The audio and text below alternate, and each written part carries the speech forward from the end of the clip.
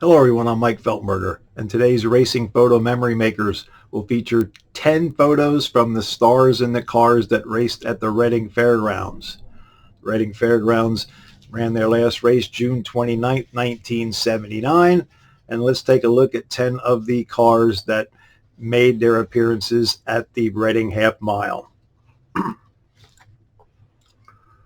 First up, the Sock Valeriano 6 Junior. At last count, we figured Sock had at least 12 drivers hopping into the seat of his 6 Junior. Here, Shorty Kirshner is seen in the 6 Junior on the front stretch at the Reading Fairgrounds in the mid-60s. Sock Valeriano, the owner of the Mushroom Special 6 Junior, many drivers hopped into the seat of that potent modified.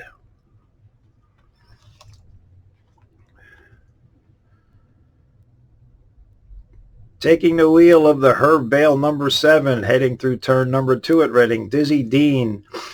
Dizzy was a noted chauffeur, had a couple feature wins at the Reading Fairgrounds, and had a ride almost every year that he appeared at the Reading Fairgrounds. I don't believe he was in the same car for more than 1 year, but Dizzy Dean, Maryland driver, come to Reading to race every week.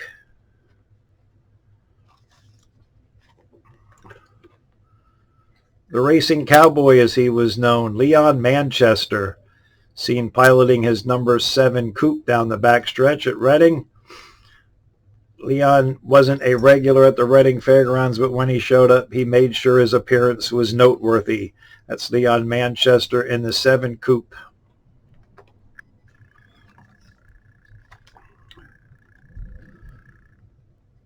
The Kutztown Comet, Freddie Adam, seen here in his own number 8. Freddie had a few rides in his Reading Fairgrounds career. The Bullock 76. He won his last race in the Mark Weaver 00, but here he is in his own number 8 coupe with the noted scoring tower in the background and the grandstand just to the right of the Freddie.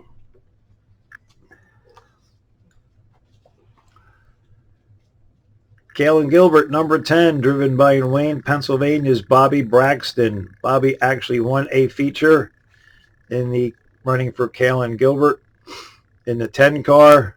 Bobby's still active in racing today as a pit crew member for the Raymer Brothers Sprint Car Racing Team. That's Bobby Braxton in the Kalen Gilbert number 10 Pinto.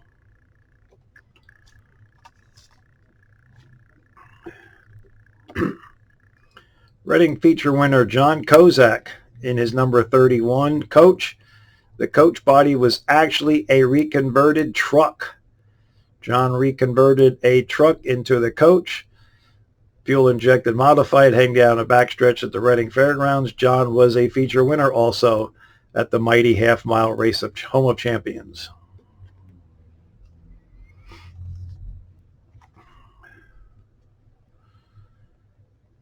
Heading up to Reading was Delaware's and Maryland racer Gary Trice, seen here in his gremlin body number 33. Gary never made Reading his home, but he did come up for the season opening events and also the season ending events, such as the noted Daniel Boone 200. Here's Gary Trice, Maryland Delaware racer in the 33.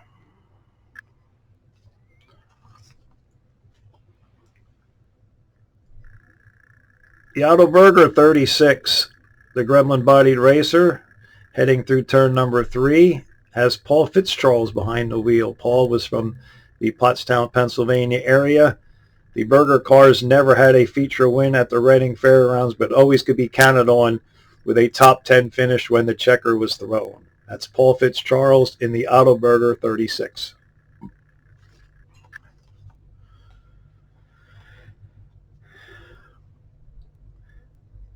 This uniquely shaped body, driven by Joe Connie, looks to be a gremlin, Butler built.